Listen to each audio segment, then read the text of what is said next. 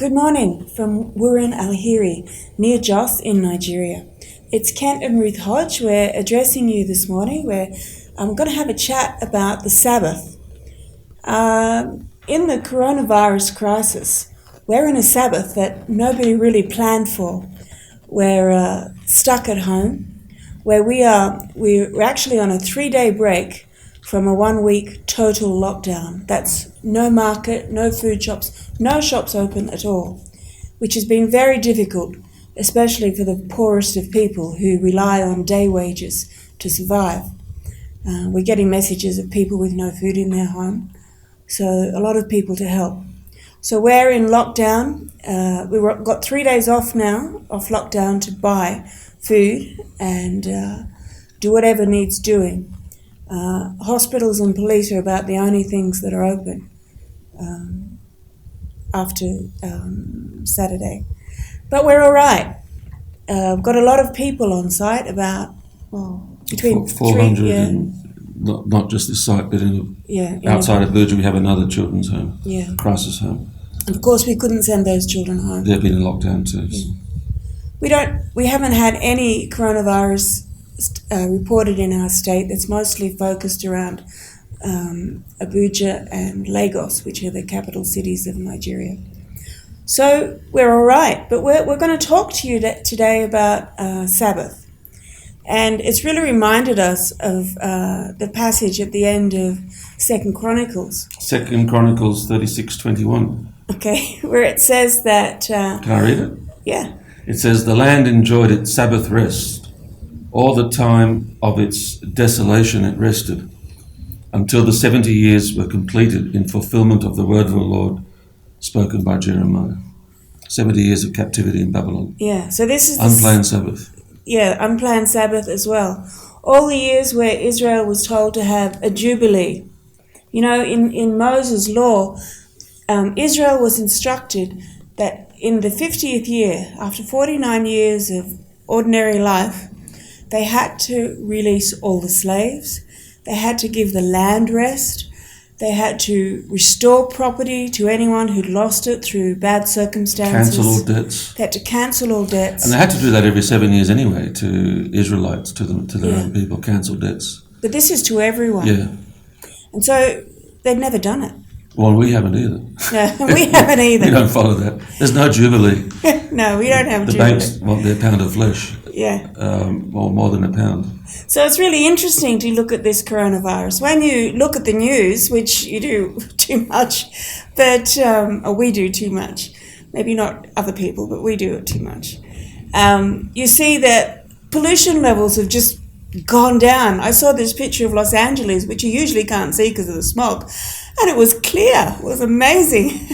Sydney is probably clear because hardly any cars Lagos on the road. Too. Lagos, yeah. Well, yeah, I'm not sure how much they stopped driving, but I think activity is a lot reduced there as well. So the environment's been given a brief respite from man's... Well, I think it's a warning, because if this virus can do so much damage and bring fear and lockdown in this way, but there are worse things that could come, and this is not to speculate on conspiracy theories and all the rest of it, but there are definitely worse things that can happen, have happened before in our history. We tend to think we're immune from that now. The generation after the Second World War, especially in some nations, we haven't experienced, many big problems, and we think we're immune to it. But there are big things that can happen that can force Sabbath, if you like, or bring rest, bring devastation. And if you like, this Sabbath has a way of correcting, like in this captivity in Babylon, the Sabbaths that Israel did not perform or did not keep. They had a way of correcting. And so nature has a way of fighting back and bringing correction, so it have a chance to recover.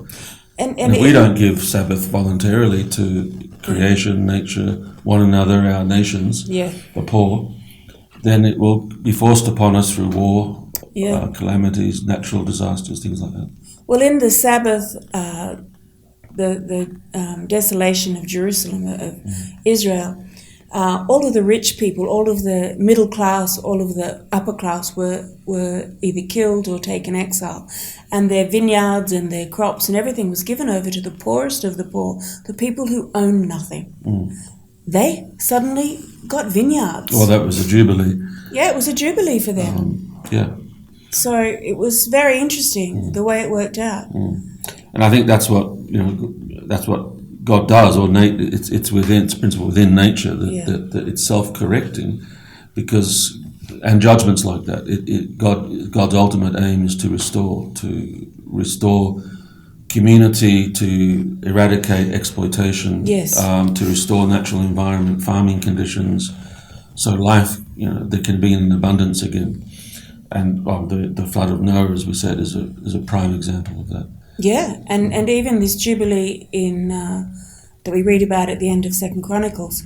I've been listening to Ezekiel on my phone recently, and in chapter 16, there's this terribly graphic description of the way Israel has been abusing the poor, abusing those who have nothing in their society. And it says they were worse than Sodom. And then it goes on and says, what was the sin of Sodom? And it's that she gave no relief to the poor, that she continually abused and the vulnerable. Lived in luxury. And while she lived in luxury. So there was this disparity. Yes. There was sexual issues as well and things like that, which is all part of the same package, really. But it's not even hedonism and everything like that. But hedonism is rife, and it might not be sexual, but it can be in other ways in our societies. Well, the one in Ezekiel 16 doesn't even mention the sexual sin that we all think about when we think of Sodom. What it mentions is this disparity between the luxurious living of the wealthy and the total abject poverty of the poor. And the indifference. And the indifference of the wealthy. Indifference and ignorance of the wealthy to the plight of the poor. And of course we see that. I think we've become numb to it in a way too. Yeah. We see it, but it's on the television all the time, and what can you do? And that's what you think. What can one person do? So someone joked that if you think one person can't change the world, then tell that to someone who catches a bat and has it for breakfast or something like that. Can't remember how it goes. But the thing is that how can we change the world? And that's what the gospel's about. And it is. It's birthing a Jubilee community. So the governments didn't enact Jubilee. No. The corporations, the economic sector will not. No. They will not enact it. No, the banks are not going to. You can wait till the cows come home and they're not going to do it. Oh, yeah. And so it's over to the church. And I think one of the things we haven't realised about the church, we've taken it very much as the gospel's very much as just something for our personal spirituality, our personal salvation, going to heaven when we die. But it's far more than that. And I think we've denied the wider community aspects of the gospel. We say that's communism or it's a social gospel. Yeah. And that fits in nicely with our separation. With our lifestyles. And one thing that the gospel doesn't teach is separation, because God, instead of being separate, he was incarnated in the flesh. He went in the opposite direction and he fellowshiped with our sufferings. Yeah, instead of coming down and living in a palace like a king, he joined a very low-class community in a remote village. So fellowshipping with the sufferings of others is not communism, it's not social gospel, it's incarnational faith. It's really what the gospel is about. And so it's following Jesus. Yeah, and the fact that the government and the economic structures will not enact Jubilee, so the church is the hope of Jubilee. It's the only hope of Jubilee. And that's what it's about. And so it's not just about our sort of, God's angry at us and we want to go to heaven, but it's about birthing us individually into a family where we're a new community and we bring mercy and restoration to each other. Yes. We enact Jubilee in our own lives, in our own communities, in our forgiveness. And where it says, forgive us of our debts as we forgive others, we sort of put, it's spiritual, I forgive you, brother, be warmed and filled. But it's forgiving literal debt. Yes. So the Hebrew sort of faith didn't separate these and spiritual compartment over here and my money sort of in a separate hiding place. But these things were one holistic aspect of life, and Yes. to forgive our debtors means to forgive our debtors. Yes. Forgive us our debt as we forgive others their debt. And I think that's, you can't say it's spiritual and it's not. It doesn't enter into other areas of our society. In Luke chapter 4, Jesus said, "The Spirit of the Lord is upon me because He has anointed me to preach the gospel to the poor." And we've spiritualized that as well. So the poor in spirit, people need forgiveness Blessed of sins. are the poor in spirit. Yeah, and which is true. And the poverty of our spirit is that it is our indifference. Yes. Is that we live separate lives. Is that we don't care. That is the real poverty of spirit. That brings these calamities that we're seeing here. The reason why coronavirus has taken such hold on the world is because of the disparity that we see. It's because of the lack of jubilee. It's and we because, can talk about some of these things. well, it's possibly because the nations were warned about coronavirus coming when the SARS outbreak happened in China. Was that 2003? Yeah. And then the MERS outbreak after that. Yeah.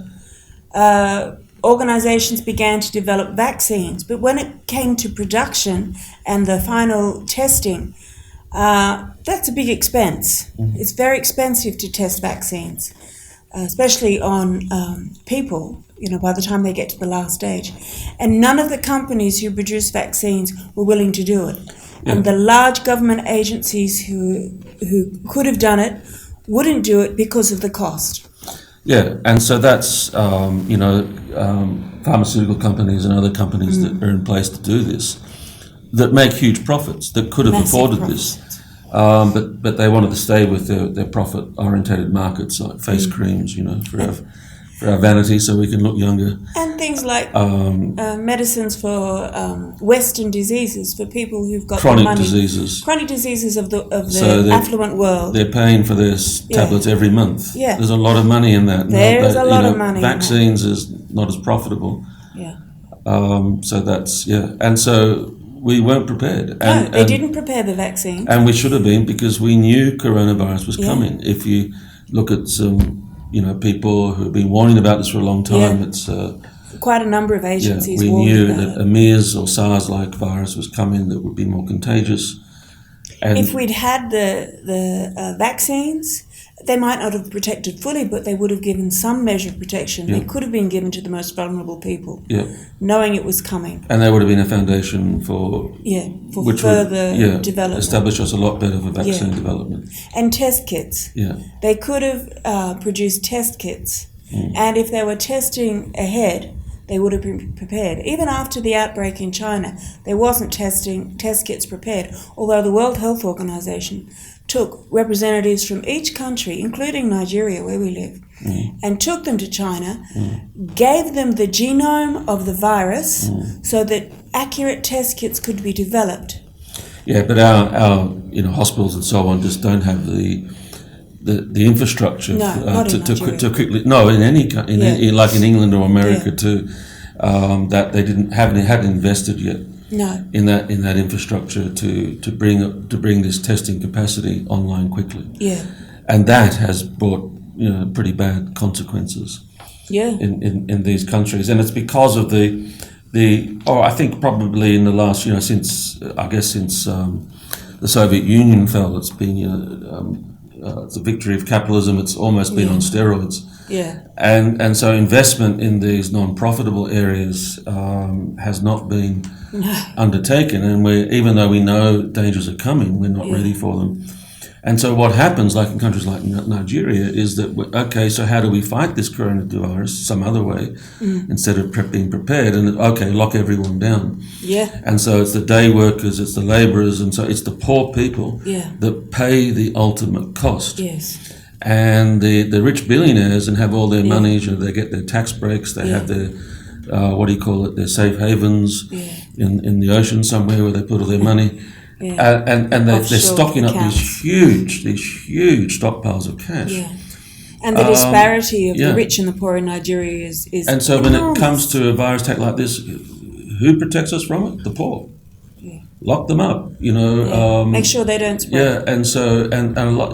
We hear from them every day. People who Yeah. aren't able to eat properly and Or- so on, you know. And you got to do this, you know, because You've got to protect. you gotta love your neighbour, make sure the virus doesn't spread. Yeah. And so the poor ultimately pay for our lack of preparedness, which goes through all history. You see these sorts of things happening. It's the normal thing, isn't it? Yeah. But it's still wrong. And we're not just griping about, you know, this is biblical Sabbath and Jubilee Yeah. teachings. It's really, and this is what the prophets spoke about. Every one of the Old Testament biblical prophets were saying, look, you know, you haven't enacted the spirit of Sabbath. Or the spirit of Jubilee, and you know, these are the consequences, and they spelled out in their daily living how these things were happening, which is the sort of things that we're talking about today. It is. Whenever you start sharing about Sabbath, everyone thinks, oh, Saturday or Sunday, it's the day we're supposed to go to church, the day we're supposed to have rest, and they start this big debate, is it Saturday or Sunday? Completely missing the point, because the Sabbath was the day that God rested from his creation in Genesis 1. And when the people of Israel were brought out of Egypt and brought to Mount Sinai, God reinstituted Sabbath. They hadn't had Sabbath in Egypt. They had to make bricks 7 days a week with no straw, hard labour. They were slaves. But when they came out of Egypt, God released them from that slavery and gave them rest. And he said to them, the point of Sabbath is that you give other people rest. And this is what Sabbath's about. Yeah. And so we've prepared these notes, and we're going to put them as an attachment when we send out this video. Those of you that get it by email, you can download this attachment. And or if you see this on Facebook, we'll put it in the comments below, and you can have a look at it. But I think it's really important that we understand the spirit of Sabbath. And so God rested on the seventh day of creation, which means he entered into his government. Yeah. And it's sort of like a US presidential election. You know, you're fighting to win the election, and when you win, you enter into the rest. So in other words, you go to the White House and you start governing. You start business. Yeah, and so the Sabbath represents the government of God with humanity, his image bearers. Yeah. The cooperative work of God with man. Yeah, and this government of God is one of restoration. It's one of building up the environment, the natural environment, the community. It's recognizing the image of God in all humanity. Yeah. Restoring lives of people. Bringing back people's lives after they've suffered. Okay. In the initial creation, this was God fulfilling his mandate with man. This co-rulership where we tend, where we care for, where we nurture. That's the goodness that was already there in creation. That's and that what was we're lost. supposed to be doing. And then in the as you said, in the Exodus, God reinstitutes the Sabbath because he is re-entering his government. Yes. So in calling Israel to himself, God is now re-establishing his government in the earth. Yes. Through his people.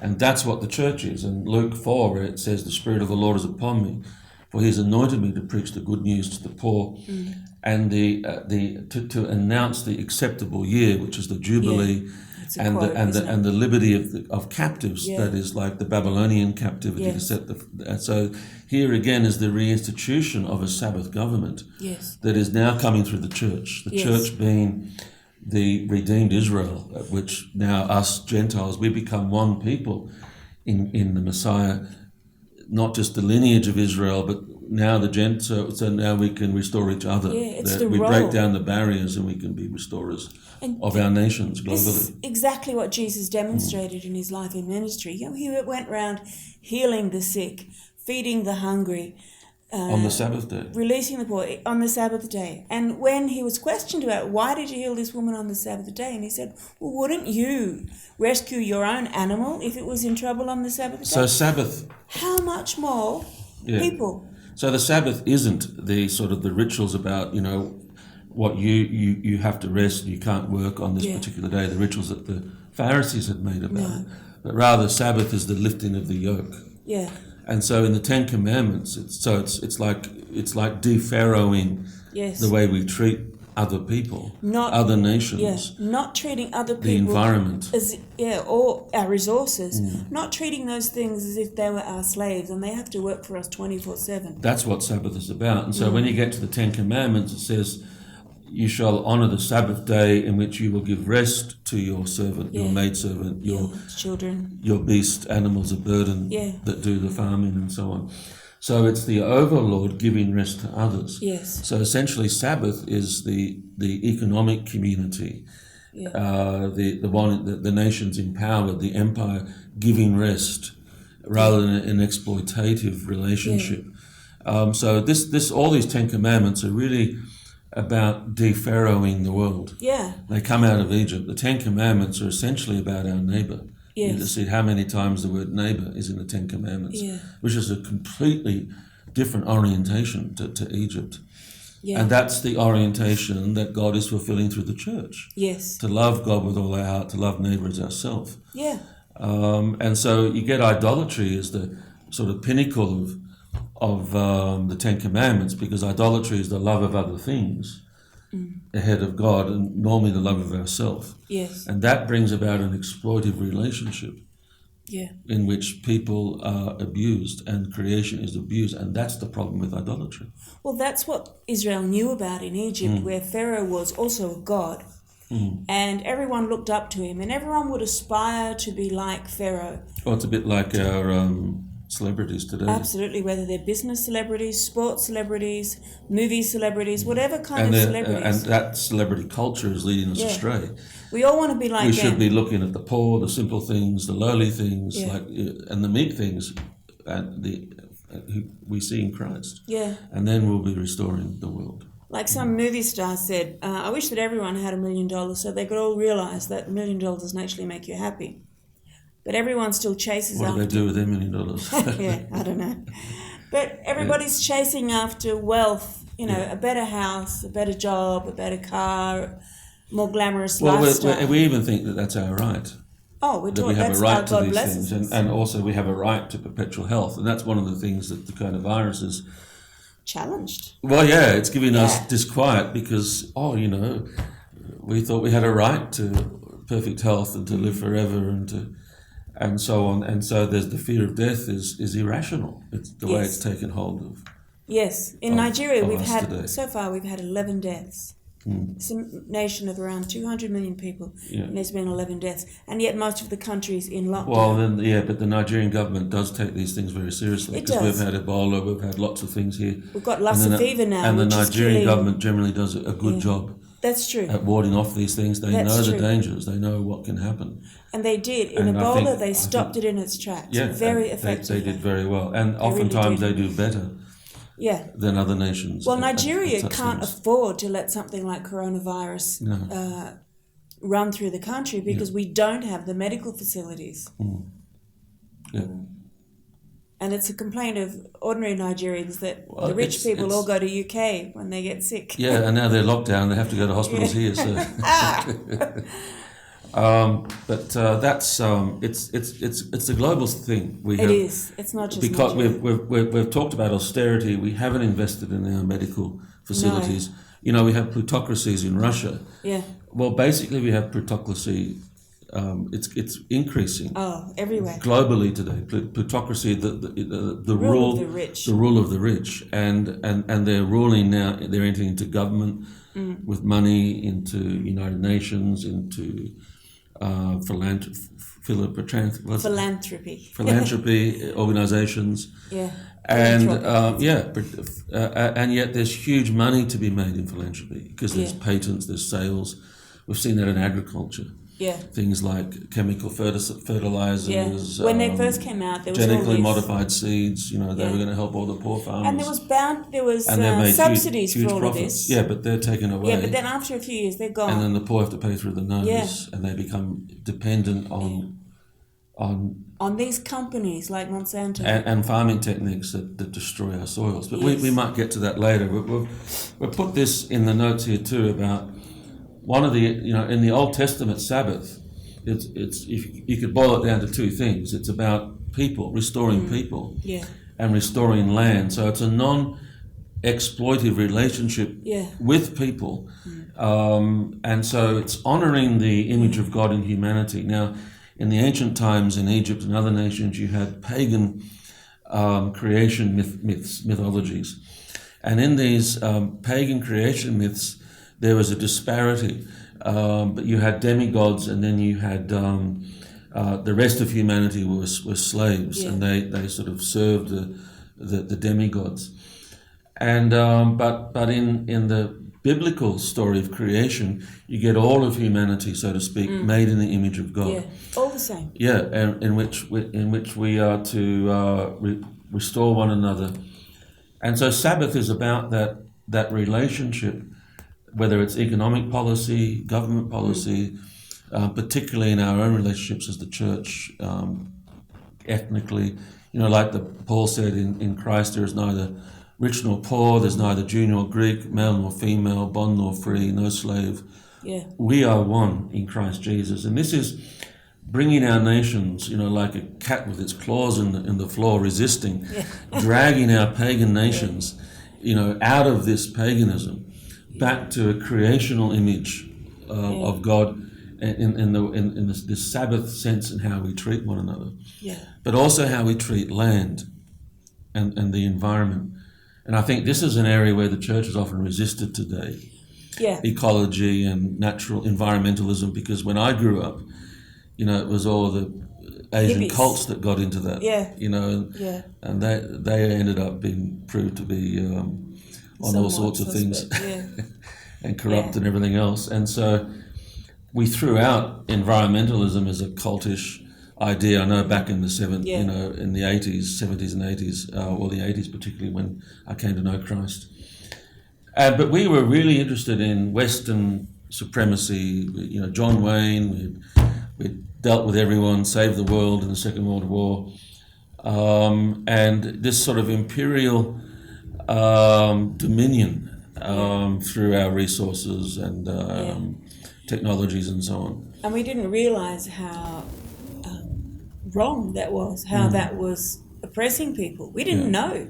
And most Western people sometimes don't we know. didn't know, and sometimes, but We didn't want also to know. we resist learning in these areas because it doesn't. We're not happy. We want to be happy in our lives. We don't want to know about some And we of don't these want to think that we're wearing the black disparities. hat. No, We want to think that we're the good guys. I think we change hats depending on what time of day it is. And But we're not always the good guys. Westerners are not the good guys that they seem to think that they are. no. There's been so much exploitation. Well, and this was what Israel said, and like getting back to Ezekiel, when Ezekiel was calling out Israel, and supposed to be the godly nation, and Jeremiah and the others, they were calling out the godly nation, and that they were being charged for treason. I mean, how can you say anything? These other nations, pagan nations, are much worse. All the good we're doing, you can't be speaking to us like that. Jeremiah and Ezekiel said. All of them said the same thing. And Habakkuk said, how can you call us bad, judge us, when, look, Babylon is much worse. And God says, well, each in their turn. Yeah. And he told Habakkuk, the just will live by his faith. And that means by his faithfulness. Yes. Faithfulness to the Shema in the Old Testament law, which is you will love God with all your heart, soul, and strength. love your neighbours and love your yourself. neighbour as yourself. Yeah. And particularly as to whom much is given, much is expected. Well, Jeremiah was told, go through Jerusalem and see if you can find one righteous man. And if you can find one righteous man, I'll spare Jerusalem for the sake of one righteous man. And of course, that's an echo of what Abraham was bargaining about Sodom. Abraham had this market bargain with God. He started with 150, 10, got him down to 5 righteous people. But of course, there wasn't 5 righteous people in Sodom. And so it was here's the same in Jeremiah. Jerusalem. Yeah, well, there wasn't one. That was the problem. Sodom didn't have 5. They had 4 who God got out. But Jerusalem didn't have 1. That's pretty shocking if you're an Israelite person in those days, thinking that you're the chosen nation. Yeah, so we're talking about Sabbath in this discussion in these two main areas. So Sabbath is about our relationship with people. And the second thing is about our relationship with the environment. Yeah, it's about restoration. Yeah, we hear a lot today about global warming. Yeah. And Climate change. Climate change, yeah. And now, if you have a look at that, and sort of I've been, many of us have had a look at that, but from my own reading this year, what you see, I think, is that you've got the petroleum sector, which in the last, say, 100 years, has been focused on the Middle East. You look at the First World War and how Britain made deals with Saudi Arabia when at the fall of the Turkish Empire to carve up that land, and they betrayed Saudi Arabia and other nations because they had to get oil and America had pretty well cornered the market at that point. Yeah. And so lines were drawn through the sand in the Middle East that it's still the issue today. We're still in the aftermath of the First World War. We haven't recovered from that. No, that turmoil is a result of Western wheeling and dealing, trying to get their hands on oil. And it's about the petrodollar, and particularly when the American dollar was no longer sort of held up by gold, by gold anymore, and so it switched over to petroleum. And so the American dollar controls world trade because of the petro economy with the agreement with Saudi Arabia and the union of OPEC countries. And this is exceptionally important for the economic world order today. And so when you get climate change and investment in solar and these other technologies, this is a real threat to what we call the existing economic order. But for those that are invested in new technologies, wind and solar and many other areas, false meat instead of no, you wouldn't like that, would you? proper beef hamburgers, and there's huge money to be made in these sorts of industries, and a lot of people are investing, trying to shift the economy into these areas. Yeah. And so you got some people that their investment is still in the old economy, and others, moving investment, and this is a lot of money into new technologies, and it's, and I think if people really cared about the world, would be thinking about the destruction and the poverty that has been brought to our neighbour. When you look at a Sabbath world in Isaiah 58, it says, "Is this the fast that I have chosen?" And then the fast that he has chosen is to give your bread to the poor, to bring in the hungry off the streets, to clothe the naked. Beautiful, beautiful chapter, Isaiah 58. And it goes and it talks, "Then your light shall spring forth speedily, your nation will be restored." It's talking, this is the Sabbath restoration and how it and the beautiful vision of Isaiah, breaking swords into plows and the environmental restoration, the peace that comes forth, the lifting up of the poor, the broken people. Sabbath and land that's becoming fertile. Coming back. Isaiah is a Sabbath book. Blooming. It is. And that's the identity of the church. We are to. If you can't get businesses and governments to enact this, we can enact it. Yeah. In how we treat other people. Yes. But when I've been looking at things like carbon dioxide in the atmosphere and so on, and we go into this in these notes in more detail, you can see that the soil is supposed to sequester carbon dioxide from the atmosphere. It does that through the living organisms in the soil, the microorganisms, the fungi and the bacteria and the algae, using the bacteria, using the carbon dioxide in production. First of all, they make the soil loose so that roots can penetrate it. They produce nutrients, like they produce nitrates for the plants to grow. But when the soil is, all the microbes in it are gone, The soil becomes hard and packed, very difficult to farm, and very low in nutrients.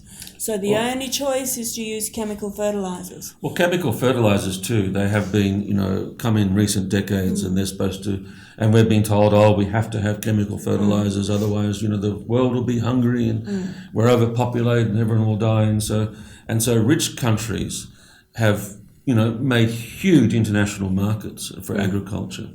And we see this in Nigeria, and been dumping agricultural products on this country and many other countries that have devastated our rural communities. And weedicides and herbicides. Yeah, and if we rebuild the soils, and chemical farming here in Nigeria has killed our soils. We've been planting around here in recent years, and you get nothing.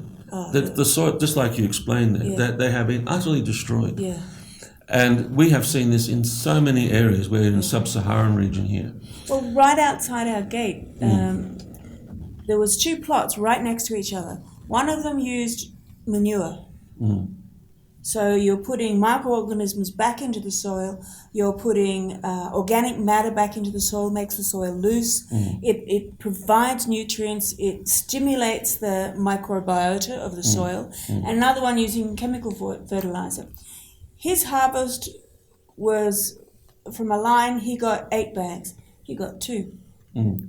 So the chemicals produced 2 bags. Yeah, and we should be getting 30, 40, 50, 60, 80 bags. Yes. From our, where, even good farms here are far below what good soil should be producing. Every year the yield decreases. And everywhere where we have mission stations in Nigeria, this is happening. And farmers are absolutely unable to make even the slightest profit. And the chemicals have been sold to them as the answer. As they destroy the soil, they become more dependent on the chemicals because there's nothing else that's going to help them because the soil hasn't got anything. And then the price of the chemicals increases. It used to be subsidised, not anymore. These people are like drug sellers, You get your first one for free. And once you're addicted... And we've been sold this incredible lie that if we have chemicals, we don't need our neighbours anymore because the Fulani are the ones that have the cattle, the cows. And we're told this incredible lie that cattle are destroying our environment, that we don't need other people. If we have chemicals, we can be gods unto ourselves, we can be independent, and we can do our farming and make our money without the relationships. And so we've said to the Fulani, we don't need you, we've got our chemicals. Now the chemicals have destroyed the soil and our relationships with our neighbours have been destroyed and we have nothing now to rebuild our farms. We're in a very serious situation in this part of the world. And without farms, there's no money to buy drugs in the hospital. There's no school fees for the children to go to school. So this is impacting millions of people today, in this country. But right across sub-Saharan Africa, but in so many other countries where they haven't, where they've just embraced, they've been sold chemical fertilizers. So what we are doing is and this has only come into recent years we've been trying to overcome violence, and so we've been talking about lifting the poor and serving one another, things like Sabbath towards people in order to overcome terrorism and so on, and we've just seen the blessing of God in tremendous, incredible, totally transforming ways in our immediate neighborhood. And now we've come to realise that there's economic issues, there's agricultural issues that are huge and they're foundational even in the violence because there are people, cattle herders, crop farmers, we're all anxious about our future because the soils aren't producing. And so there's this competition, there's this violence that's rising up. And so we've now tried to, it just is really on our hearts to try to bring diversity back, regenerate our soils, rebuild the ecosystems. We've destroyed everything around here. This used to be forested, there's no trees, there's no shrubs. Everything has been totally devastated for a monoculture, just that one crop in farming. And so the things that the ecosystem got from the other shrubs, from the insects, from the trees, they're all gone. The fungi, the funguses, the mushrooms, all this sort of life, mushroom type of fungus life in the soil, it's all gone. Our soils are bees hard are gone. and We're eradicating insects from the world and bees, and these things really matter. They do. And so we had cows on our site for 2 months Just, and just, I never thought At I'd night. delight in manure. Yeah, sleeping here at night. Yeah. Never thought, we've got mounds and mounds of manure and urine. I just feel like a little child just running out and rolling in the manure heap. We've got a piggery up here now. It's going to produce so much manure. Yeah. Goatery is going to produce so much manure. Fish farm. Yeah, fish farm, and we empty that onto the land, and just this soil is becoming totally regenerated through bringing diversity, animal life, crop life in together. And because the cows have been here, we've been building relationships with the Falanis. We're beginning to love one another. Yeah, we've got a nurseryman raising trees to try and restore trees. Yeah. And a mixture of different kinds of trees, some blossoming, some windbreaks, all very and we want traditional. to introduce this culture back into the area of regeneration of trees. And we're being told this total lie that this isn't spiritual. Yeah. And yet, environmental restoration just springs out of the book of Isaiah. Yeah, oh yeah. It's totally spiritual. Absolutely. If our hearts change, we stop exploiting, we start loving, we start restoring. We have something to give. Yep. And if we don't do this, what's the next generation? There isn't any hope for the next generation. In this area, that is certain. Yeah. And in Western countries, we go to our supermarkets and everything looks fine. I mean, what are you worried? What's all this conspiracy stuff, about the environment? A lot of people are saying we have about 30 to 60 years of harvest left. Yeah, that's We're talking about American soils, British soils. And you've been looking on science sites to get national agricultural sites to get because we're washing away our topsoil. Yeah, and that's certainly happened and here. that takes years to rebuild. That's happened on the plateau. Everywhere you go, you see these terrible totally gullies washed of erosion. Away. Erosion, topsoil is gone because we leave it unclothed. Uncovered. We don't care for it. Around here in the dry season, people burn off the grass and their previous crops. They do it because they don't want Falani to come near their place. It's a strategy. It's a political strategy. But if they let the Falani come and eat that grass, they'd have all that manure on their farms. I know, and the Falani, and this is what we used to do in this country, and it was wonderful. Relationships were good, and the farming was great. And then we got all these philanthropic, what do you call it? Philanthropic. Liars.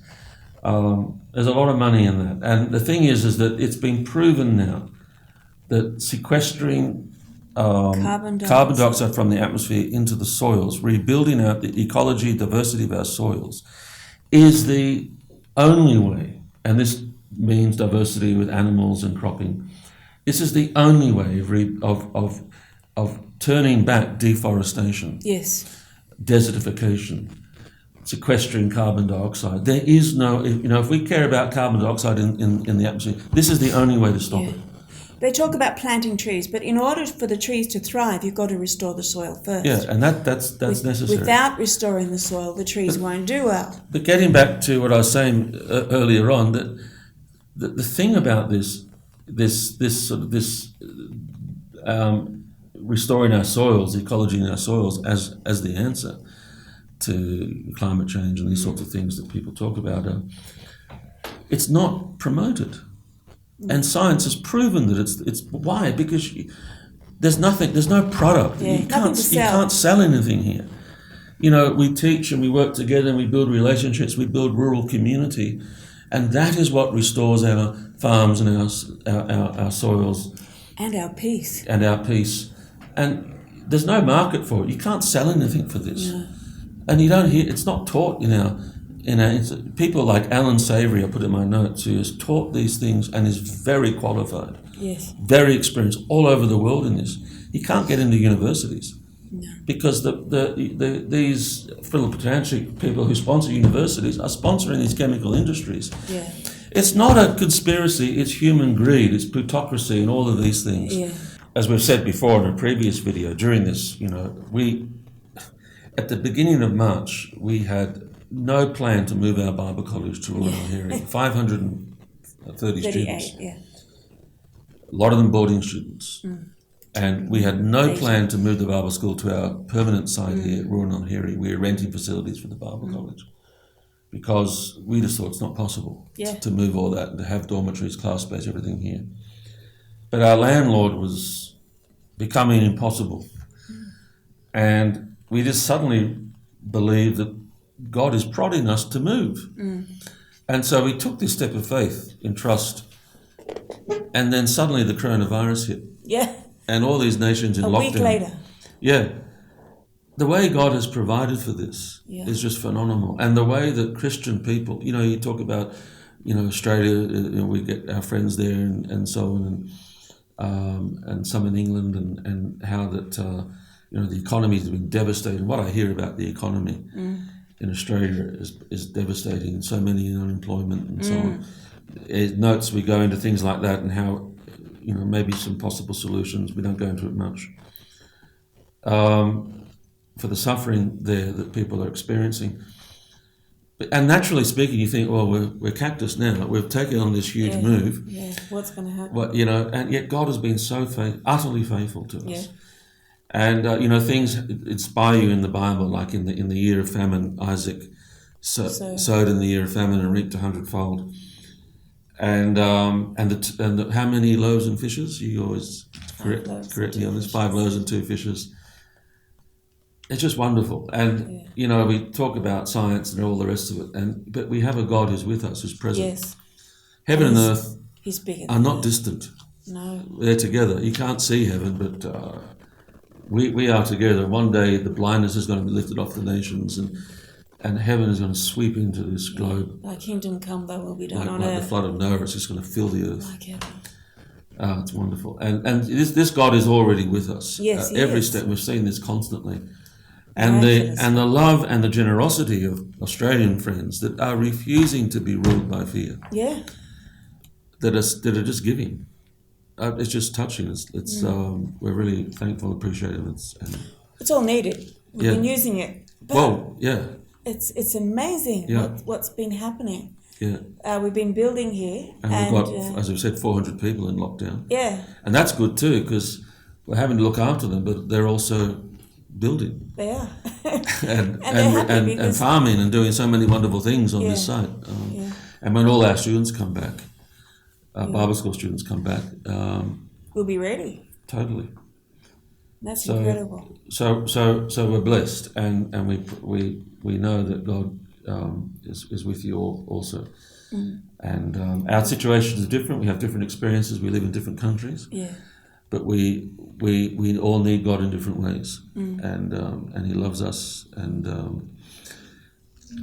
we're pretty strong here with Sabbath stuff and all the rest of it. But God knows where we are, individually in the nations where we live. But we also want to bring awareness to global issues about how the plight of people around the world. So can we talk about? Yeah.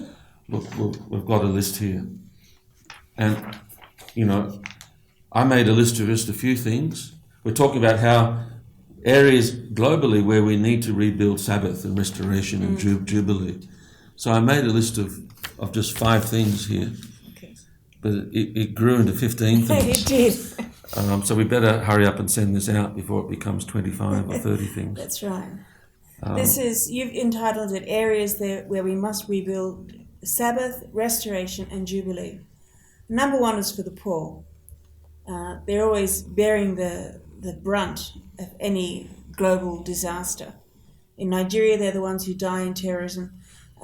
In coronavirus, they're the ones who die of disease. For the weaker nations... the rich have been dying of disease too, but especially in lockdown. And in Nigeria, that's true. They have, because they're the ones who went overseas and caught coronavirus. Yeah. Whereas the poor have not been seriously affected at this point. But the concern is that they will.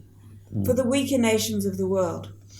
And we kind of forget that many of those nations are actually weaker because they've been so extremely exploited by the strong ones. Well, we're talking about this before, and I put this verse in here from Ezekiel that you showed. Sorry, the microphone's there. That you showed me before. This incredible verse. It's very strong. And look, Ezekiel is strong.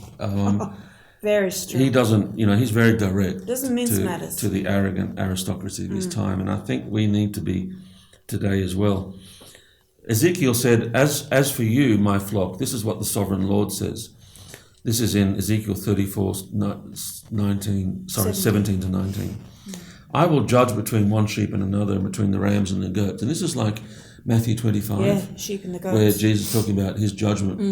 And I'm not sure that Matthew 25 is just talking about his second coming. This is ascension, and he's now entering into government over the nations. He's now the son of, Daniel chapter 7, he ascends to the right hand of the Father, and all the nations now. And so he's judging nations. He's judging nations today. And this is the passage where he says, I was hungry and you fed And if the me. rich don't look after the poor, Yeah. they're going to be cast in, it says, the lake, eternal fire. Yeah. That happened to Jerusalem in 70 Yeah. AD. It happened to Rome eventually. It's happened to every nation that's risen above Yeah. and oppressed Oppressed other the nations. world, because Christ is building the kingdom you're speaking about Yeah, he's building this on earth. this kingdom on earth, this family where we tend and care for I each was other. hungry, And you fed you me. fed me. So if you're looking was for where naked Jesus and is, clothed. many times we're looking for influence, we're looking for Jesus, we go to the governor's office, we look in places of influence for there. Jesus. He said, no, I was hungry. Yeah. That's where I was. I was homeless. So that's where if you want to find Jesus, that's where he is. Yeah.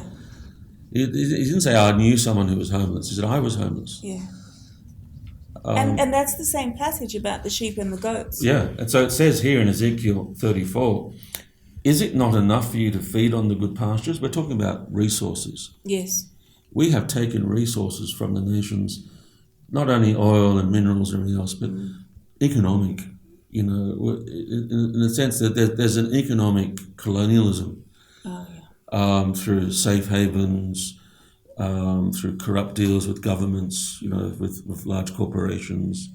These are massive things. Oil fields brought at a pittance to what they should be brought at. Yes. Meaning Robbing the nation of a future income. hundreds of millions of people of medical care, Yeah. of a medical infrastructure, robbed. just gone. And so it says here, it's not enough for you to feed on the good pastures, must you also trample the rest of the pasture with your feet? So not only have we taken resource out of these countries, but we have promoted Yeah. war, proxy war, strategic war between us and the Soviet Union or Russia and Yeah. other nations, and we have trampled down. If you just go around the nations of the Mediterranean today, the suffering you see in these nations Yeah. is unbelievable. You talk about You mean Syria? yeah, all of these countries, well, the suffering in all of them. You just go around the Mediterranean and all the countries near that area, from Libya all the way around to Turkey. Yeah. And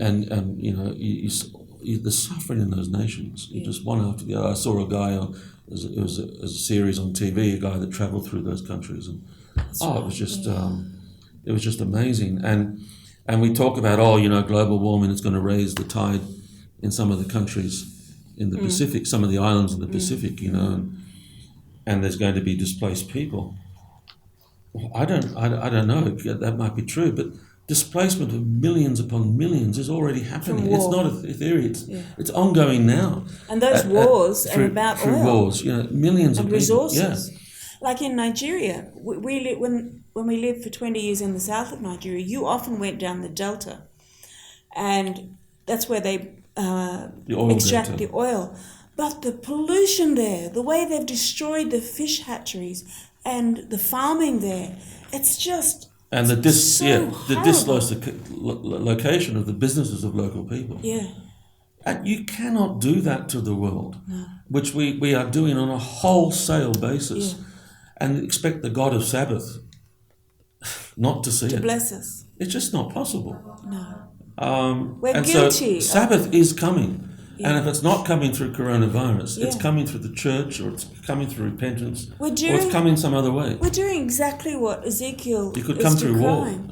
Yeah. It could come through. Well, that's what's happened in Nigeria. We've had On a bigger level. we've had 20 years of conflict in our immediate See, area. the wars aren't affecting the rich nations No. because we're able to fight them in other nations. Yeah. And this is what Ezekiel is saying here. Yes. We have drones now. We don't even have to send our soldiers because So we might scary. lose an election or something. But So scary. it's just not right. And it says, must you also trample down the path? Not only do you take the path, but you trample them down so other people can't use them in the future. Is it not enough for you to drink clear water? Must you also muddy the rest of the water with your feet? Must my flock feed on what you have trampled and drink what you have muddied with your feet? That is a very serious Accusation. indictment, or it's very serious. And it was true for Jerusalem in 587 BC.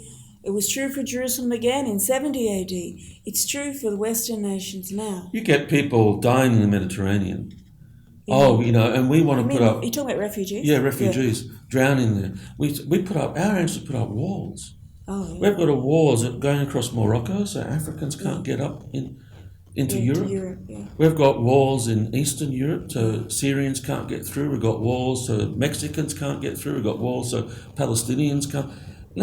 If we don't want refugees, we'll work without corruption, because corruption isn't just local, it's global. Yeah. It's global economic. So if we don't want refugees, we have, the IMF gives a bank loan to a developing country. Someone corrupt in that country takes that money out to a Western bank, like a Swiss bank or a British bank, and deposit. This guy's owning, $100 a month, and he's depositing $6 million. 20 million. Yeah. And no questions And asked. the bank teller just privacy. signs, yeah. We believe in the integrity of our clients, and that's all deposited, and billions have been deposited there. Fully knowing that the That it's guys corrupt who are money, depositing, corrupt money. and it's the millions of people that suffer because of this. And the nation continues to pay interest on loans. Then they're paying interest on money they don't even have, that's being sent back to the Western nation. So not only do we get our loan back, but we get interest with it. Yeah. And this, and because of this coronavirus, we've had the magnanimous announcement that some countries are going to get 6 months suspension of interest payments. And they pay it later. Between 2022 and what 2024. About cancel, because the money we're lending, we have taken from these countries in exploited business practices over the years. So, and we say we give aid to these countries. Well, the aid is a pittance compared to what we take. Oh yeah, the aid we're giving is very small, and now it's stopped. For strategic reasons, Australia is not giving any more to Africa. No. Because we're on this anti-China thing in the Pacific. And when I'm going through looking for grants to fund our projects, I discover that the big banks, these enormously, incredibly rich banks, have suspended... Like Zurich Bank have suspended their development aid programs. For this year, because of coronavirus. Well, it's the time they should be giving any more. Excuse, Yeah, any excuse, really. And I go through these websites frequently to look for what grants I can apply for. And we get little tiny ones here and there, not much really. But how can they do that? The time when people actually need it more, and the banks. I know. Well, all this money returned to our banks, and we've spoken to people in Switzerland about this. I mean, you go to Switzerland. Bankers. Switzerland is like heaven. I have never been to a more prosperous country. No. You go to a petrol station on the road, and it's like you entered a 5-star hotel. Oh, it is. I was still in shock. I think this is halfway to heaven. I really was. But if you look at our Western banks, all this foreign money in them is propping up our liquidity, bringing down our interest rates, so people in the West can afford houses and cars. Yeah. And we are living off the misfortune of others, and we don't want to know about it, basically. No. And we're giving aid. Look, the world doesn't need aid. The world needs justice. Mm-hmm. It needs a Sabbath, reconstruction of our relationships and of our disparity. Yes. And it just needs honesty. We've got to sit down honestly and talk about these things instead of accusing others and all this propaganda. And, Jesus talked about this Sermon on the Mount, taking the log out of our own eye, going the second mile. Sermon on the Mount is about redemptive relationships. Yeah. And if we're Christians, we have to take these things seriously. Yeah. And not be building for our personal well-being and our future and our retirement and our nest egg and all that sort of stuff that you hear about. Look, come on, we've got to be thinking of one another. And we forget that... You say, well, they're going to cheat us and they're going to take advantage of us. Well, hello to the cross. They didn't treat Jesus shouldn't have done what he did because they took advantage of him and so on. Well, yes, Jesus is pointing the way and we're followers of Christ. for a better world. Are we? Are we followers of Christ, or are we just Christians by name? We've got to think about it. This is the kind of challenge that a Sabbath throws up. This is Sabbath. Why are we here? Why are we at this point? Well, I'm talking about the enforced Sabbath of coronavirus, Yes. where we're all shut down. Yes. Why are we all shut down? Yes. We're shut down because we weren't prepared. Yeah. And so the government has no choice but to shut everyone down so that fewer people will die. Yeah. We could have been prepared for this crisis. Yeah. So these notes also look at, we've got some other possible things. We're talking about a different world after coronavirus, maybe some solutions. One of the things it talks about here is urbanization. Yeah. And some of the things we've been learning in recent years. We went to a museum in Wales once, and we saw about the Acts of Parliament, the British Parliament, starting from the 1600s, where they privatised commons land. Yeah. Land was owned by the common people. Yeah, this was land owned by a village. It was owned by the whole village, and anyone could have a garden plot there or put their animals there. It would help them survive in difficult times. But Acts of Parliament privatised that and gave it to people who were already rich. Wealthy people, yeah. So they could farm it. Of course, the wealthy people control Parliament, so that's how they did it. And so farming was, we called about this, rationalising the industry, and making it profitable, these are all our excuses, comparative advantage, all our economic excuses for... You know all about them, you studied economics. For doing these things. But, which is true. Agriculture did really begin to blossom. But the poor people were not compensated. They were just cast aside, What they did actually at the same time is they increased the price of bread. Bread was the staple food in those days, what we would use of yam or cassava or something in Nigeria. The prices increased so that people couldn't afford bread. And when you go to those places today, like we were in one place in Western Wales, and the descendants of many of these people are still there. Yeah. And if you go through some of those glens, one of our sons is a doctor there, and he goes through into these villages visiting people, and the devastation, the poverty, is unbelievable. But our son Tim was going through culture shocks about this, in Wales. And these are descendants of those people, and disenfranchising. This is just utterly against Sabbath and Jubilee. Just great numbers of commons people totally disenfranchised. So guess what? Yes, and they don't have any income now, no money. So, hello, they're ready for the Industrial Revolution. Yeah. So, okay, move to the cities, mass urbanisation for these poor people. So you can get cheap labour now because there's so many that don't have anything. They don't have jobs, so labour is really low. And cheap labour, and the British Empire is just empowered into the Industrial Revolution. Yeah, and military. All these people without anything now become soldiers. Yeah, and they go around the world and taking care of the Indian, what's it called? The Indian organisation, business, East India Company, just devastating things that were done. And all of the empires did the same thing. And it made Britain great. And so we visited another museum near Adelaide. Yeah, in Australia. Yeah, and we saw a document there where this member of the aristocracy, British aristocracy, came to Australia and said, look, you've got to enforce urbanisation. Don't let people buy their own land. Yeah. You need to keep wages low. Wages low and prices of land high. So raise the prices poor of land. People won't buy it. Yeah, and so when we had Menzies in Australia as Prime Minister, he built the middle class, and more people had homes than ever before in Australia. And Malcolm Fraser looked after the refugees. He loved the refugees, and it's helped Australia, and that's all turned around now. And Whitlam also, Gough Whitlam, did great things for education and Medicare in Australia. Wonderful things. So these are different Conservative and Labor governments doing good things. But there were people who had a vision for the country. For the they believed in building the middle class. They did. But that's gone now. Plutocracy is taking over. Yeah. And people are losing their lands and their property. You don't get house owners now like before. For young people. Yeah, but Jubilee is saying we need to rebuild house ownership and stop exploiting people in low wages. Yeah. And so some of these people in Wales, they entered into coal mining and so on. But because of comparative advantage, we closed all the coal mines, and they have nothing again. oh, we're going to retrain them, we're going to rehabilitate them into new industries. Never No, happened. we're not. It's a lie. It never happened. No. And that was in the Now, 80s, in Europe, it 70s, does 80s. happen. These wicked socialist countries, you know, they do retrain, They did. They did retrain.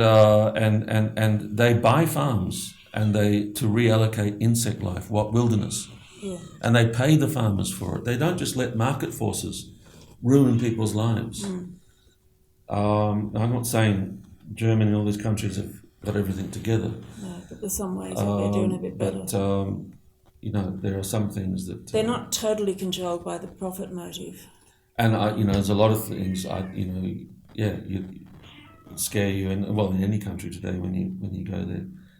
But this also talks about deurbanization, because we've fled into cities, and we've let corporate interests take over the agricultural areas, and they're devastating our soils. They are. And we need to re-urbanize so that we can rebuild.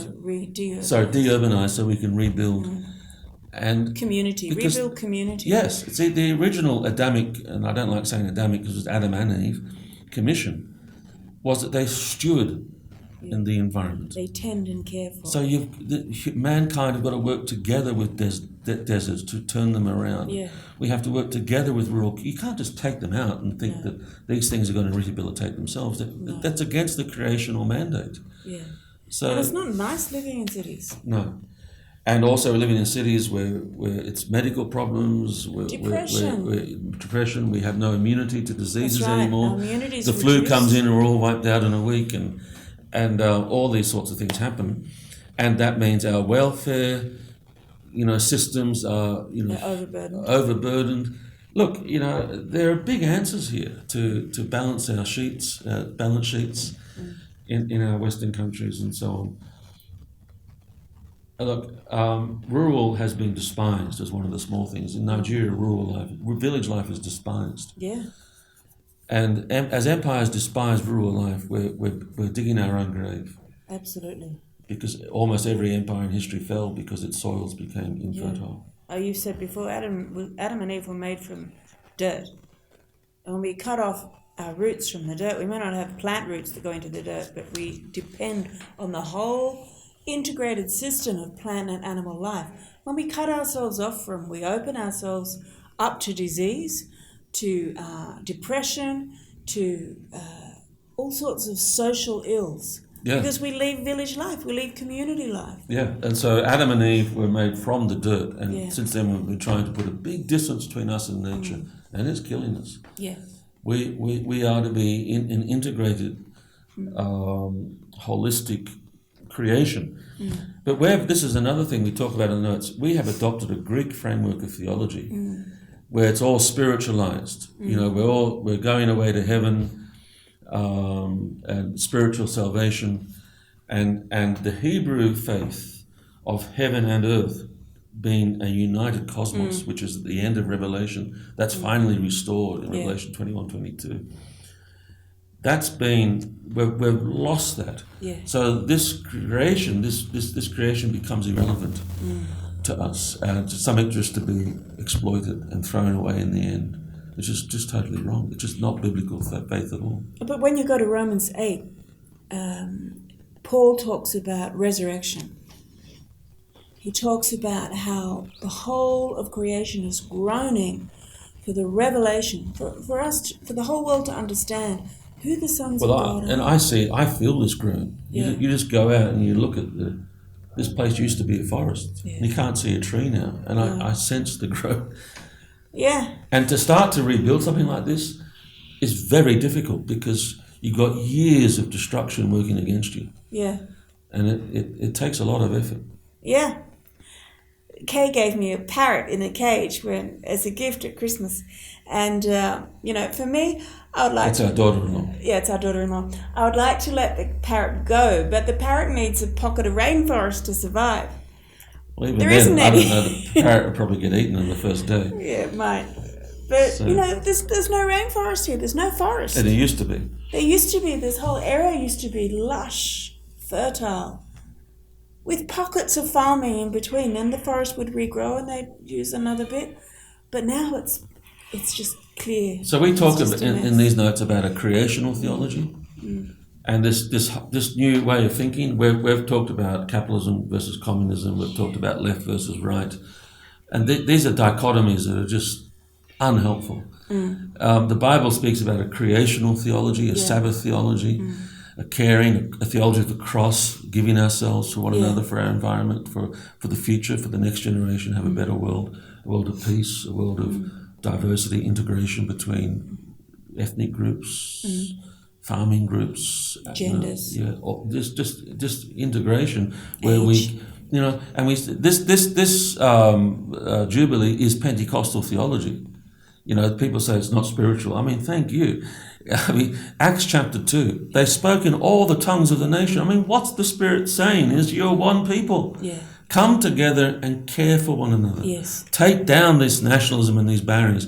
All through the book of Acts, that's the message. Yeah. Everywhere you got the miracle, it was a sign. What was the sign pointing to? A new family. Yes, it was. Jubilee, Sabbath. And when Paul had his churches in Corinth, he got mad at the church in Corinth because the rich people all ate first, and they didn't wait for the poor people, because the poor people were probably slaves. They're rebuilding the powers of their age. Yeah. Instead of... And we do that. Oh, we do. We are, we're right Christians, or we're left Christians, we're capitalist Christians, or we're socialist. I mean, no. No. We're one family. You don't adopt the spirit of the age. No. It's just, that's not who we are. It's not our identity. Our identity is a creational people. Yes. And that takes issues from both left and right. Yeah. It's a people who bring recreation. Yeah, and who sexual bring morality is a restoration. part of that. It is. A biblical ethic of marriage is a part of that. It's creational. It creates a safe You talk environment, about nurture. nurturing children, and it's not about who I am and my identity. It's about me. It's about the cross, giving back into creation. What builds up others? What's Yes. good? That's why faithfulness in marriage, because it builds. It's for the other person. It's Yes. not what you are and who, No. And what I want. It's not about what I want. No, and so it's the same as we talk about pro-life. Yeah. Well, yes, for abortion, yes, for infanticide in those areas, but also for the suffering of people that we've been talking about, the refugees, those drowning in the Mediterranean while we're holidaying on resorts. Sometimes bodies even washed up on some of those beaches. And pro-life in warfare in the military. As I said before, the early church, for the first 200 years, none of them were in the army. No Christian was allowed to kill in any way, in capital punishment, anything like that. And you say, well, capital punishments in the Old Testament, after the flood of Noah, God spoke about it. But that was because of the payback in human cultures. Yeah. They would kill a whole village for an and offence. it would grow up to genocidal sometimes. The revenge killings. We see that here vengeance, sometimes. yeah.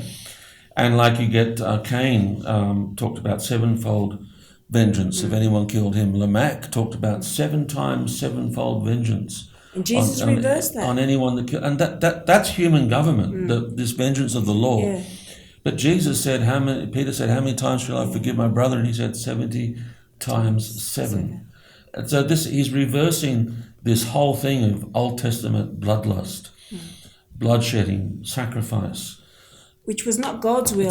It's the way people were. To bring in a government of Sabbath, of forgiveness. Of restoration. Yeah. So, this is nothing to do with left-right dichotomies. No. The kingdom of God just goes right across both of those things. And we're talking about a creational theology. Yeah, about restoration. A Hebrew faith fulfilled in the Messiah. Of jubilee, of rebuilding, of forgiveness, of recovery for our environment, but particularly for our people. And the Bible says about Sabbath and Jubilee that this is what will bring peace. Yes. So God in the Old Testament said before, he said when Israel came out of Egypt and put them between the Egyptian military empire and the Hittite military empire. And the Assyrians and the Elamites. Put Israel right in the middle and said, don't have a king, who is a military general leader. Don't build fortresses, don't have horses. These are all the main weapons of war. Don't have a standing army. But Instead, have Sabbath. Care for the widow. look after the Care for the stranger. orphan, Look after the stranger, the foreigner. the enemy, the foreigner.